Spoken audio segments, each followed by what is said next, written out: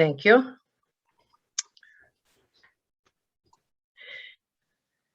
Okay, so I will call to order the meeting of the September 7th Audit and Finance Committee.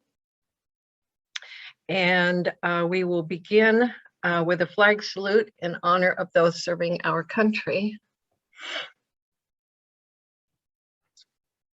I pledge allegiance to the flag of the United States of America and to the republic for which it stands, one nation, under God, indivisible, with liberty and justice for all. Okay. So we will begin the meeting by asking if there are any general public comments.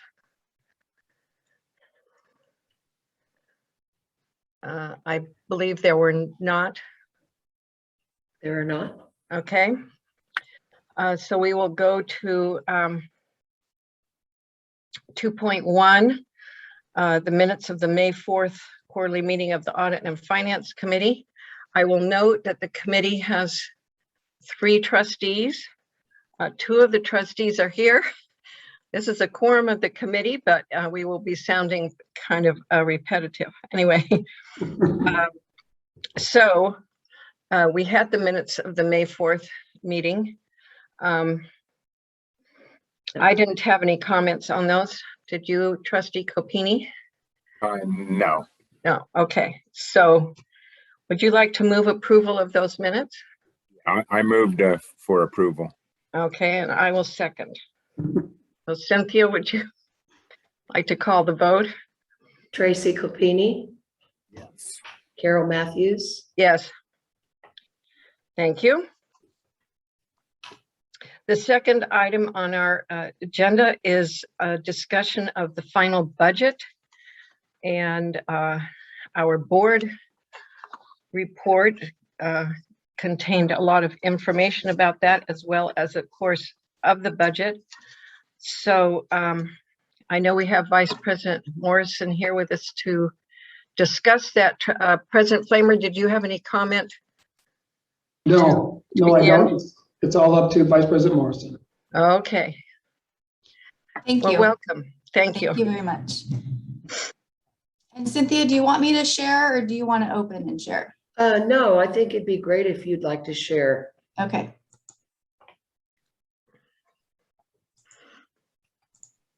Okay, can everybody see the cover page of the final budget?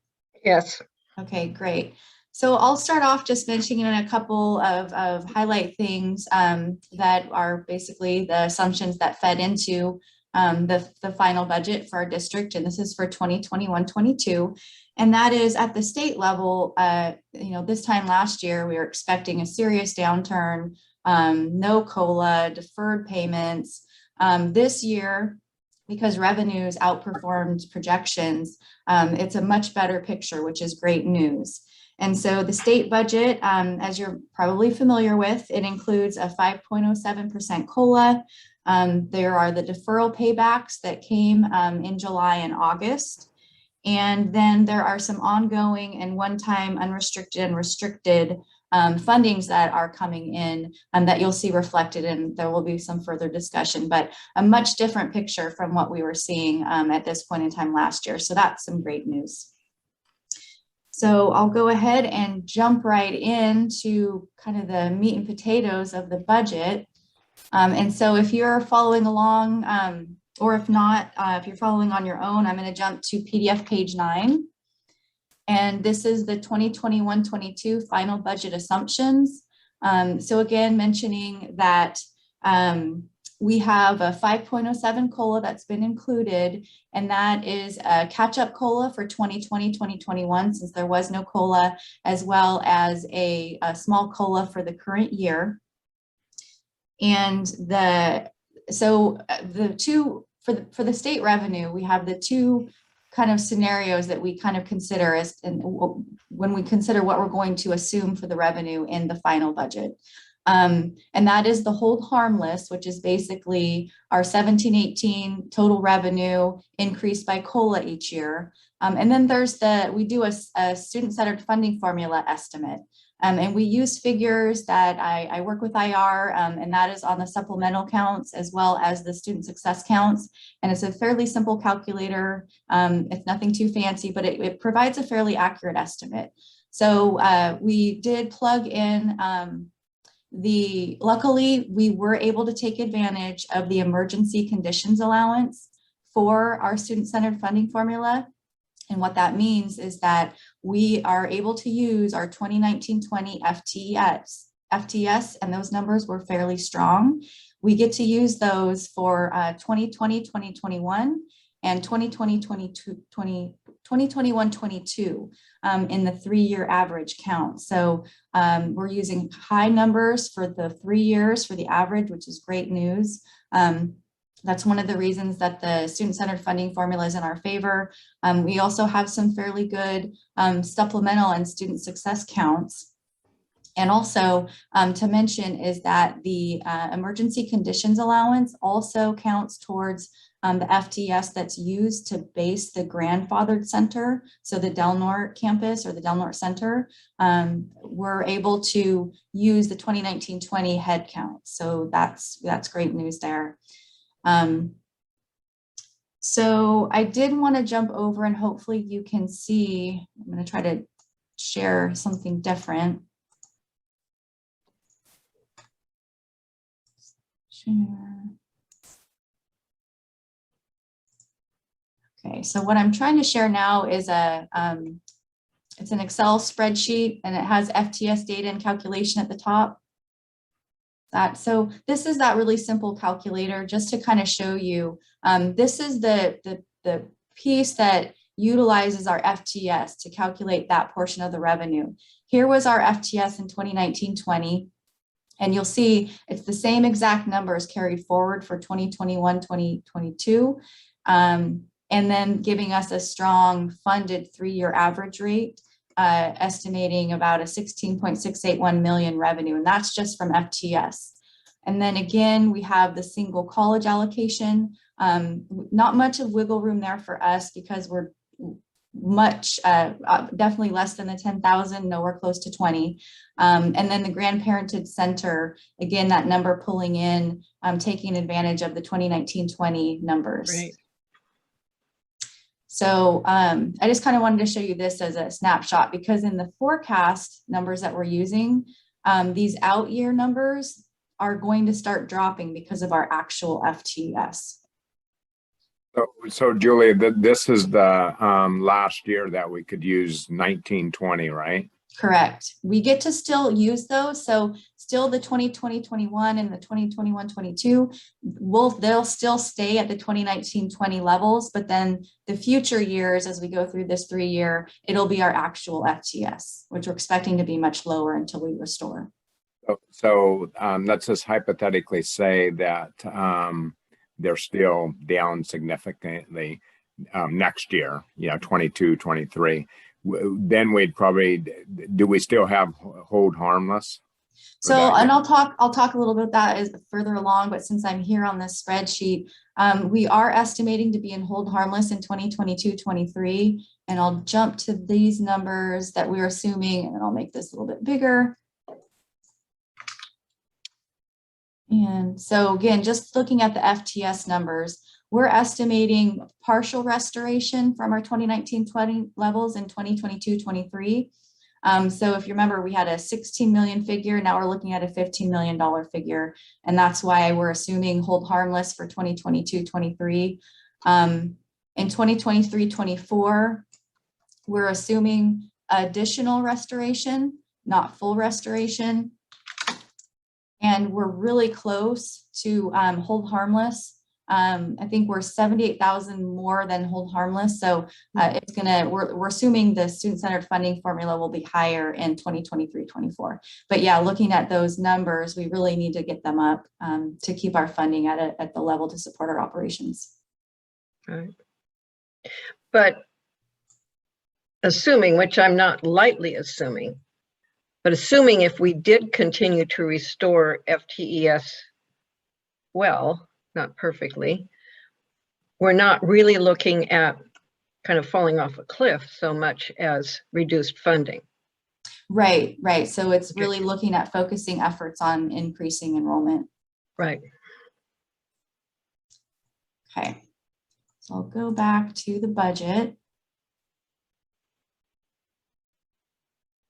Here we go.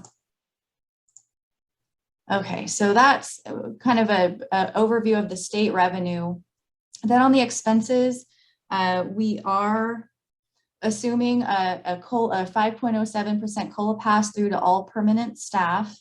The associate faculty will also, that will be reflected in their rates. And then they are also, their budget reflects COLA steps and parity pay increase. The benefits are based off of the STRS and PERS rates. That's the biggest bulk of our benefits, along with health and welfare, which the rates went up very minimally from the prior year. Fixed expenses, they include increases in some expenses that go up annually, typically such as insurance, and with offsetting decreases in some utilities. Other operating, it does include the partial reinstatement of PE and athletics, their discretionary budget, as well as 100,000 has been added to address diversity, equity, and inclusion. And that is one of the recommendations that came forward from the board as a budget assumption priority. And then as well as 400,000 earmarked for additional student accounts receivable or bad debt write-off. Then the capital outlay, it's pretty kind of standard, the same amount that we're carrying forward from the previous budget. The transfers out, we have the typical 90,000 to the Child Development Center, almost 60,000 to the Shively Farm. And although that's an increase from 2021-22, if you look at prior years, it's a decrease because of how well the farm is doing, as well as some strong workforce funds assisting with the farm manager position. And then an assumed transfer out of 820,000 to our other post-employment benefits fund. So I'm going to jump to the next page to just show a summary of the 2021-22 final budget. And I'll start with, oh, go ahead. Oh, okay. Thought I heard a question coming. No, I was glad that the print was larger. Oh, yes. Is that large enough? I think so. Okay. So looking at estimated actuals for 2020-21, because that basically is what informs our beginning fund balance for the budget year we're discussing. This is we're still working through closing the book, so this is preliminary. But I did want to point out here, we have this other operating 2.88 million. That is reflecting the over 3-year accounts receivable that we are writing off for students. And I'll discuss that a little bit more in the next agenda item. And even with that expense reflected in our estimates, we're still ending with a 13% fund balance. So that's great news. And that also includes the revenue contingent transfers out in addition to our regular transfers out. And that was an additional 1.5 million to other post-employment benefits and 500,000 to pension in case we need to draw down on it in the future with the increases in PERS and STRS. So all that being said, we have the beginning fund balance over $4 million. Here we see that SCFF revenue number reflected that we're assuming the 31.2 million, and an assumption for federal. We still really don't know. That one can be all over the board. You can see in 1920, we received 85,000. So far for 2021, it's been less than 30,000. So we're kind of a middle ground assumption there. The other state, this number reflects a decrease in state lottery proceeds because our actual FTS is down, but then there's an increase because we're getting some one-time dollars that go towards supporting full-time faculty hires. And that's just a little over $280,000. Again, to reiterate, that is just one time. And we had to opt into these dollars because we also had to accept the fact that those dollars are going to increase our faculty obligation number. Even though they're one time, we're obligated to use them for that. But after that, our budget carries that expense. Yep. And you said it was the other operating column that was from which money was coming to do the student debt? Correct. Other operating. And is that for 2021 or 21-22 or both? So 2020, 21, we're actually writing off old debt, and the total of, and when we say old debt, it's anything over than 3 years. We pretty much expect that we're not going to receive that. Right. And that was 2.194 million. Right. That number is reflected in 2020, 21. But then Okay. additionally in 21, 22, we've earmarked 400,000 for that same purpose. Got it. Okay. Thank you. So continuing to walk through, again, as mentioned, you'll see this increase in salaries and benefits. That's that 5.07% COLA pass through. That increases benefits because most of the benefits are a percentage of salary, but then also the PERS and STIRS, those typically increase, as well as health and welfare. Fixed expenses, as we mentioned, we're having increases in some areas. However, the decreases don't offset the increase. The other operating, you'll see that increase, a decrease because of the large amount of student debt that was written off. However, it's, we're adding back in the PE discretionary budget. We've added in that 100,000 for DEI and the 400,000 for additional student debt write-off. That then finally the transfers out, as we discussed, we didn't do any revenue contingent because we wanted to put the focus on building up that ending fund percent, which you see is estimated to be 16.4%. And that gets us close to that the board budget assumption priority of getting the fund balance to 17%.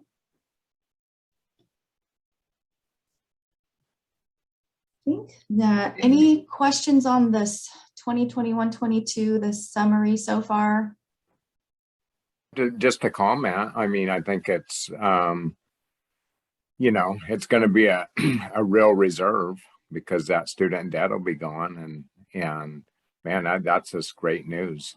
Couldn't be, I mean, for short term, man. Right. Great. Yeah. Especially since we know what we need to do to get our revenue up. We just need to be able to accomplish it. Right. But I would echo Trustee Copini's comment about the student debt, because as you know, it was an ongoing question at the board, and you have all worked, to find a way to address it, and not that you weren't, but it's very positive. Yep, I agree. Thank you. So I'll jump to the next page, page 11, and it's just a further breakdown of our revenue by source. The student-centered funding formula is broken up into basically 4 components, and that's the portion that we get from the state. It's the state apportionment or general apportionment chunk. That's the biggest one you'll see reflected here, 16.3 million. Then another big chunk of our revenue comes from our local property taxes, estimated to be 9.86 million. Then we have our estimated enrollment fees coming in. That's another piece of it. And then the Prop 30 EPA. So basically the 3 pieces, the Prop 30 EPA, the enrollment fees, and then the property taxes are all kind of set amounts. And then what happens is the general apportionment gets adjusted to backfill whatever is necessary as long as funds are available to get us to our full revenue that we've earned. And then we discussed the lottery going down. That's the biggest piece, is because of our enrollment is down. And then the increase in the other revenue because of the one-time funds coming in. Then non-resident tuition, and estimated as an increase because we did increase the rate, but also we're estimating to have a non-resident, actual non-residents increase in this fiscal year. And then the other miscellaneous revenue is down. This one typically reflects, there's some student fees that get reflected here, but also a bulk of it ends up being if you have any insurance claims, the revenue gets posted to other miscellaneous revenue.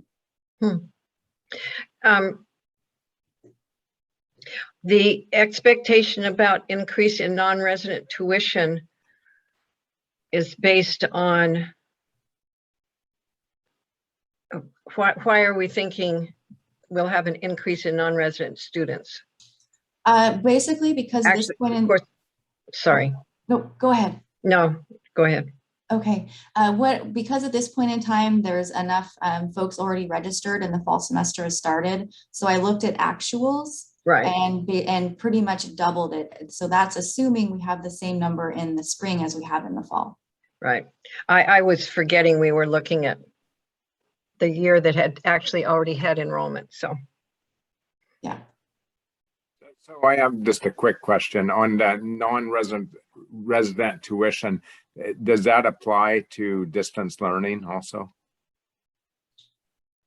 I don't know. I don't see why it wouldn't, because it's based on their residency and they have to physically be in California to if they're not a resident, to gain that residency.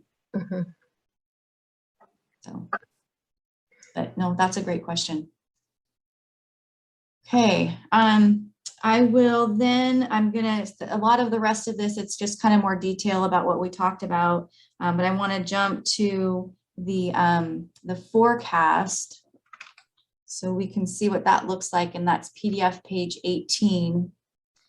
So some of this we've already discussed. We have the estimated actuals for 2020-21 with the 13% ending fund balance, the 2021-22 final budget with an estimated ending fund balance of 16.4%.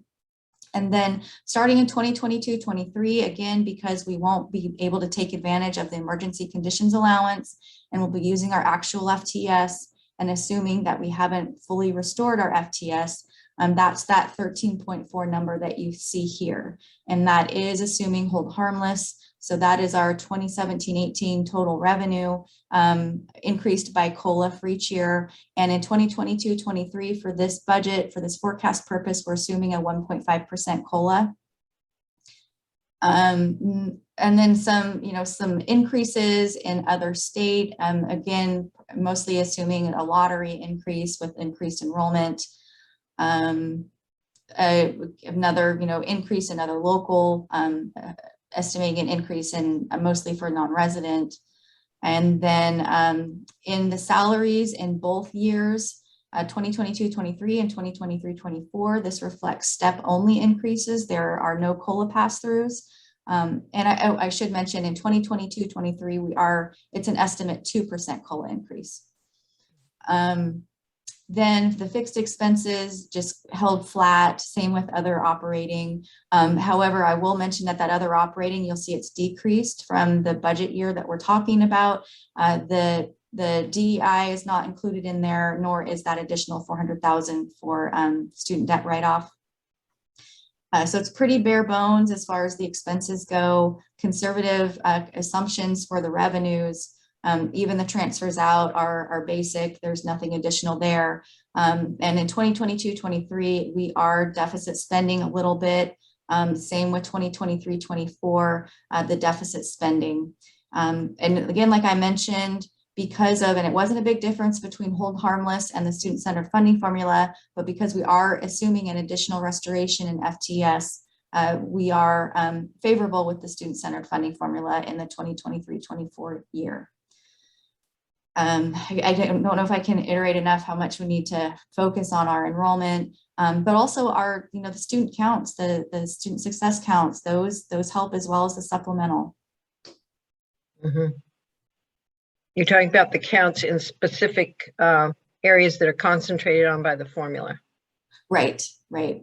Yeah, so it's the degrees and certificates, the transfers to 4-year, the 9 degrees of career education in a semester, the getting a wage and a I think it's a living wage, regional living wage, or above the regional living wage, which we're still kind of curious about how exactly they get all that information and figure that out, because it doesn't come from us. We don't report it.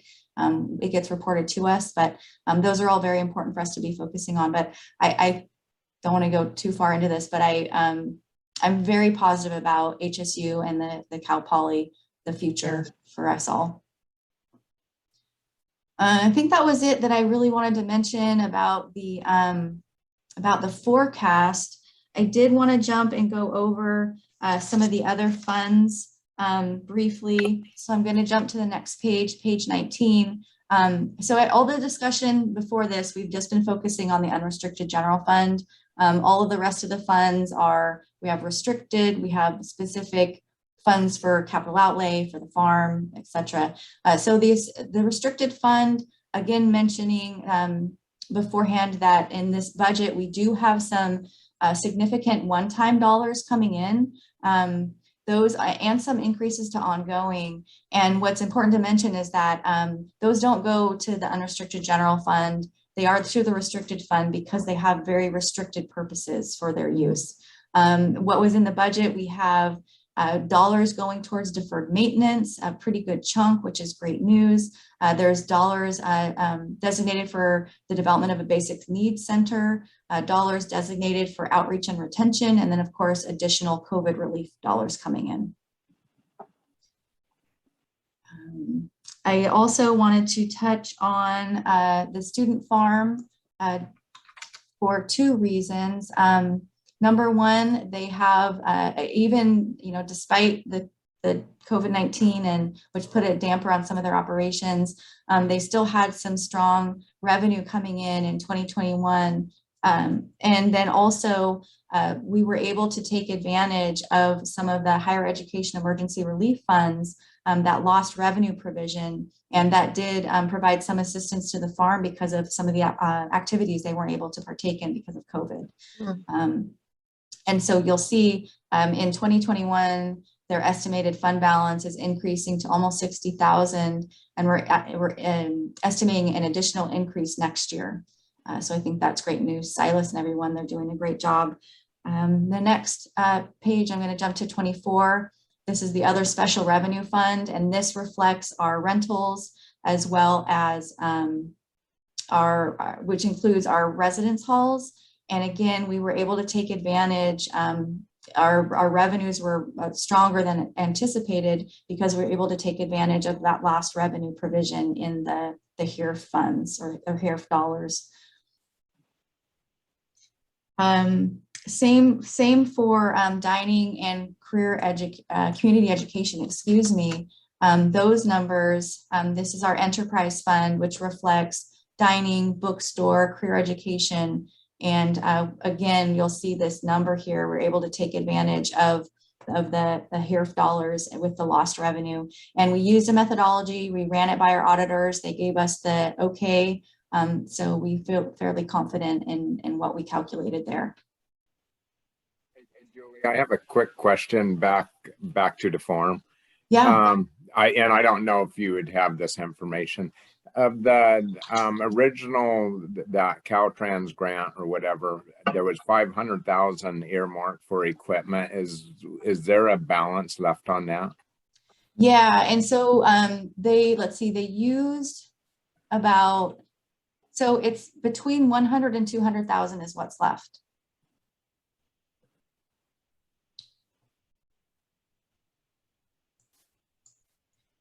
Okay, let's see. I think the only a couple other funds I wanted to highlight, that's the Employee Benefit Trust.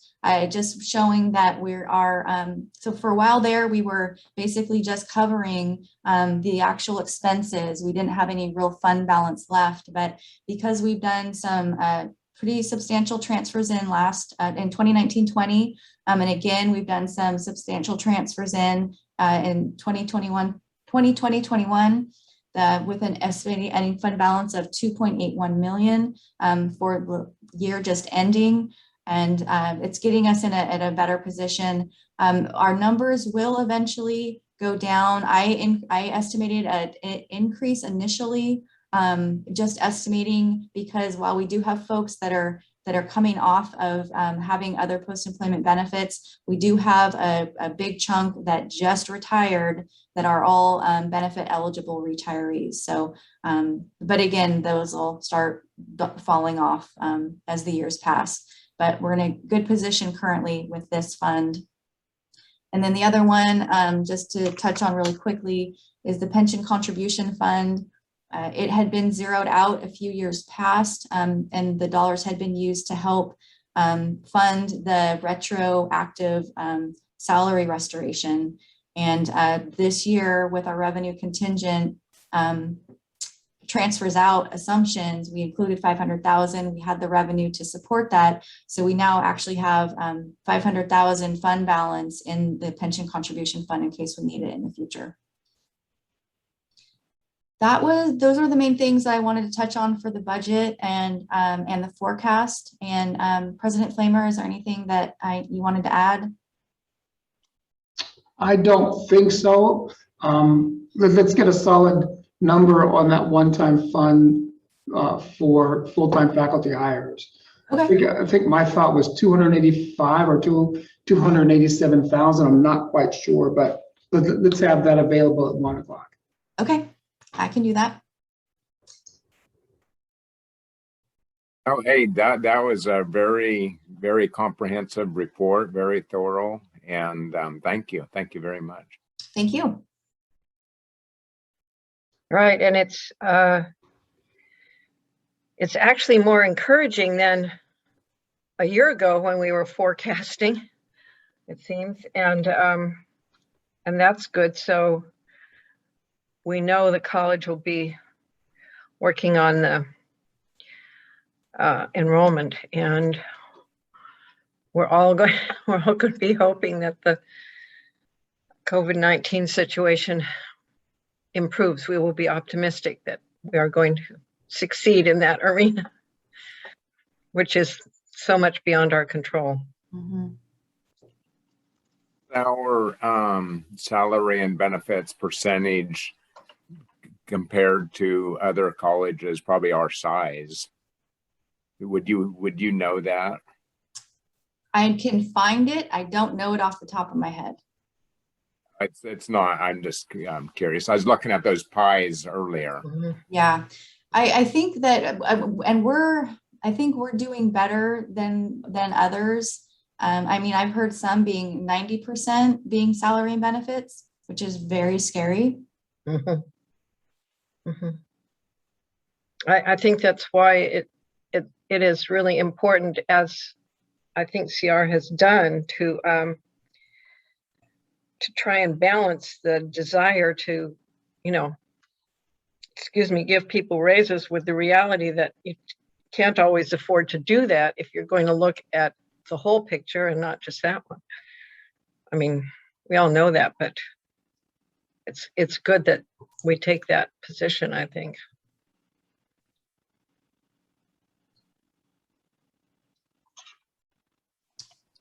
I don't have any other question. I have a question that I'd like to ask that's really it's on the financial report, but I'd kind of like to ask it before the board meeting and then maybe then too. But the amount of money that is sitting in the Humboldt Treasury account, that's not any particular fund's money, is it? I mean, how is that amount ended up in there?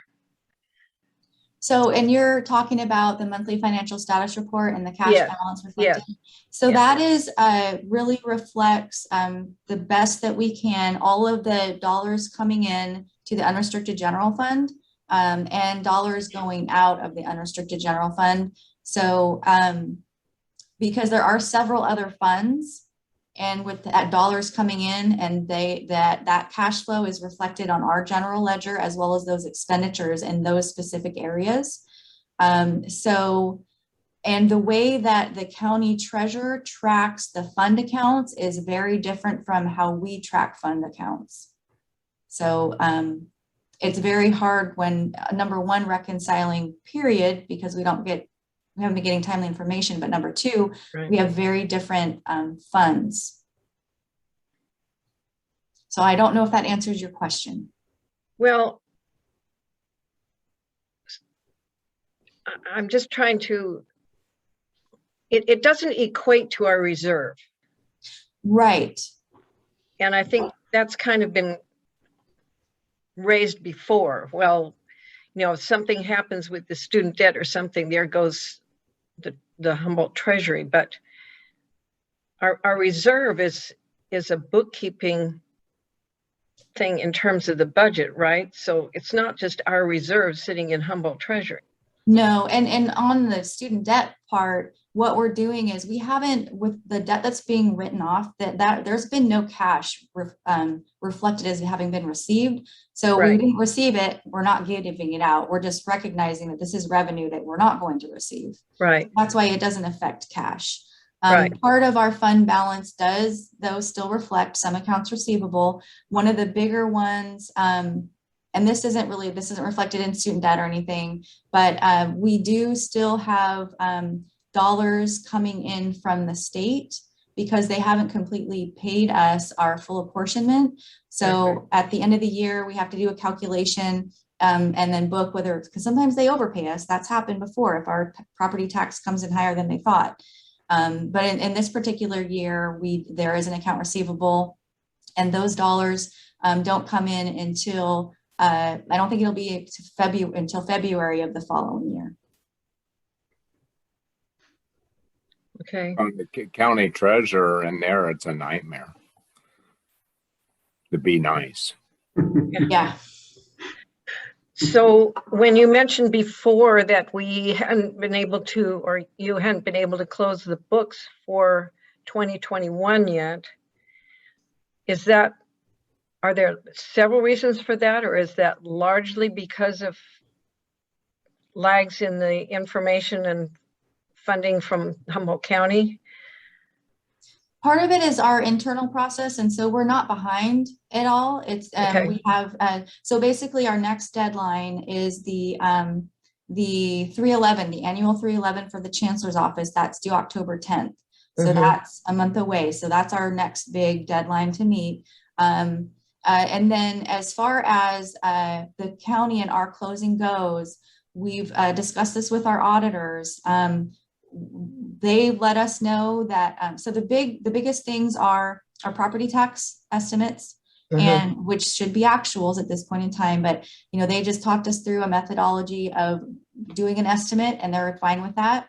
And then, and also our interest, doing an estimate for our interest received. And then they said, really look at prior years, and that they don't think that if there's any, once we finally know our numbers, that it probably won't be a material difference. So they were fine with us.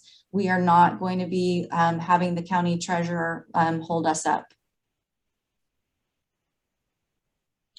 I'm sorry, not the treasurer. It's not the treasurer. It's the auditor controller. Right. Right. Okay. All right. Anything else on this item, Trustee Copini? No, I'm pretty good.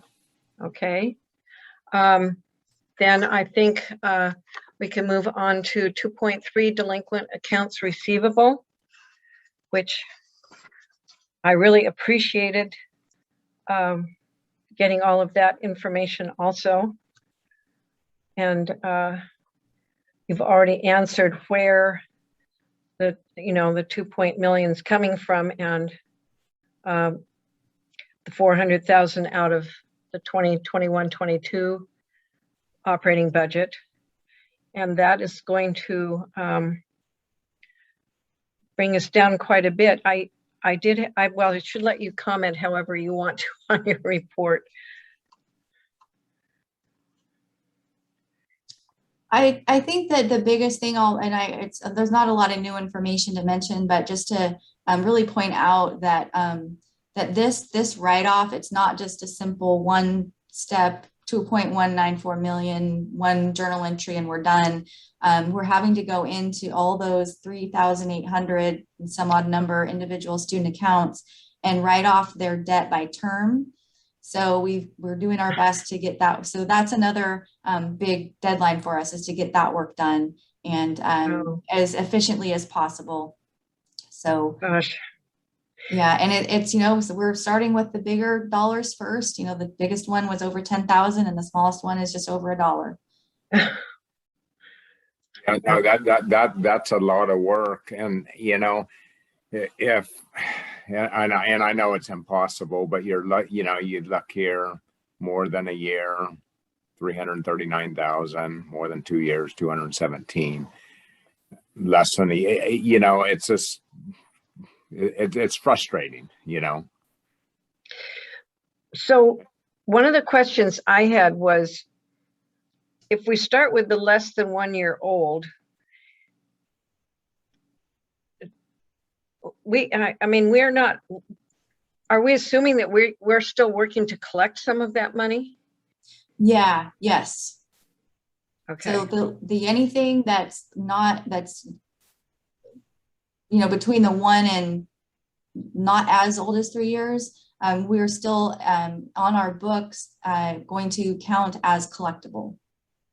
And okay, there'll be efforts, some of that, with this COVID debt forgiveness program, that'll be able to eat away at a little bit of that. And then we are continuing the co-top efforts once the program is up and running again. And then we are also still using another third-party debt collector. I think we've still had that on hold because of COVID, but those are our other avenues to try to get this debt down. And we've also had talks about doing an additional debt forgiveness program that's not COVID specific. That's a little bit more general, but that we can make enrollment contingent upon, whereas we can't do that with the COVID-19 debt forgiveness. So we have some other mechanisms that we want to, that will not only help with our bad debt and get that down, but also help with our enrollment. right. So. I just have a question, but go ahead, Carol. Go ahead. So is there any way that we could reach out to our state representatives? I mean, when these students get grants and financial help, it goes to them first. It seems like if we could, and we have that committee, but if we could lobby for some help that the school gets paid first, I think it'd go a long ways. And for this, I don't know. This is just really frustrating. Just a thought. So so the 400,000 out of the coming year's budget is applying to that 2 million, correct? No. That 2.194 is completely reflected as of June 30, 2021. Okay.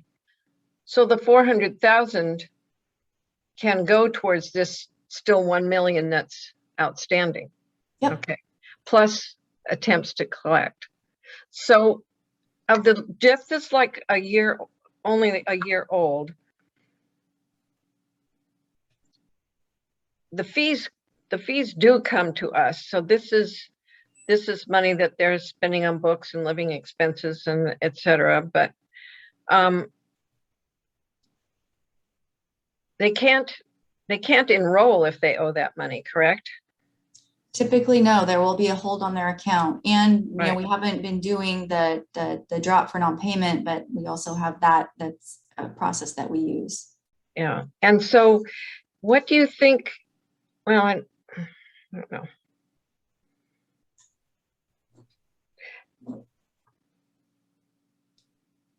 I don't suppose we know what the total figure is of all that money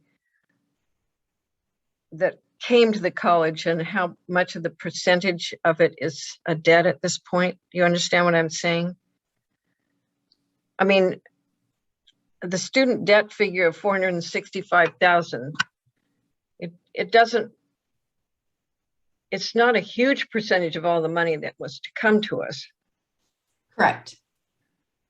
Do we know approximately what percentage or proportion it is that's not getting paid to us that was owed?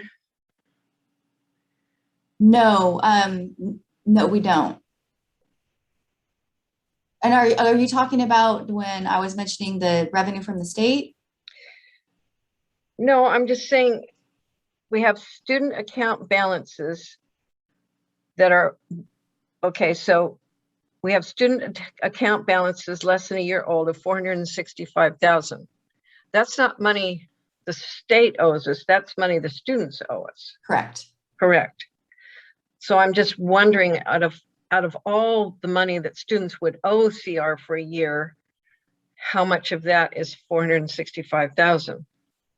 I just Oh, I don't have see. a sense of that. I don't have a sense of that.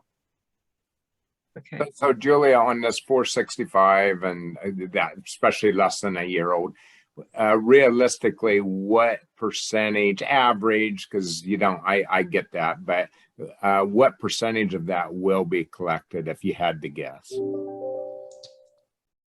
With what we're doing now, because I think we've done a good job so far of collecting, I'm going to say 50%. Then it goes down, obviously, 2 years and, you know, yeah. Yeah.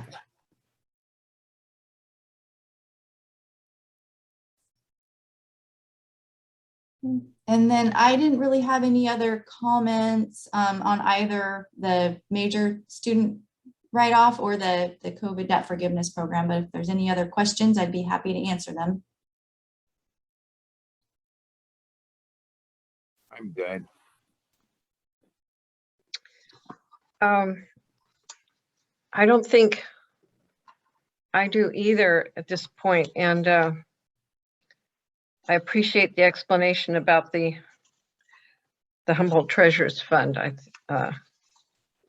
So, President Flamer, anything else? Any comments? No comments, except that Julia has done a phenomenal job in the last couple of years helping us out. Yes. Yes. Thank you. We are aware of that, I'm sure, and do acknowledge it. I mean, everything from the actual work and the detail and the organization to the reports themselves, which of course can only reflect the work, but very good. Well, thank you. And I luckily have a great team to work with. Good. I appreciate President Flamer and you, because when the questions come, because it's a reflection on him with the freedom, and you're very straight shooter, and that you know, Yeah. it's refreshing from years ago. I mean, it really is, and it's very it you know, builds confidence and trust and etc. It's appreciated from both of you. That questions can be asked. Yeah.